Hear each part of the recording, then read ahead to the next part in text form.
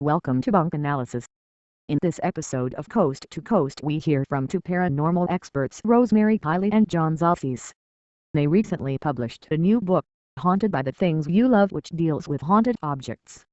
According to Kiley, quote, intense emotions can create thought-form energy that becomes imbued into an object, unquote.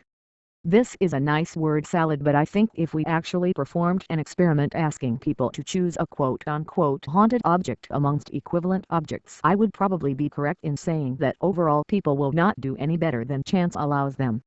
Anyway, Kiley also believes that haunted objects are the most insidious when they have been deliberately cursed.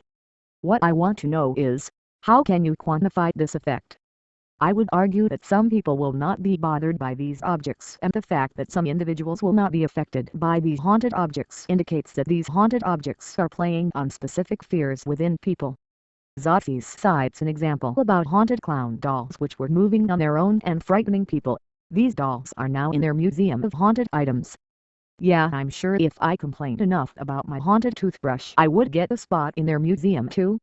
Frankly, these hauntings are just not provable, and more likely are originating in the mind rather than in reality.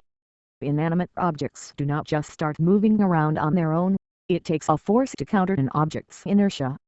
The two authors go on to describe more examples, like a ritual object which possessed a teenager and an African deathbed which caused health issues and haunting ghosts to appear.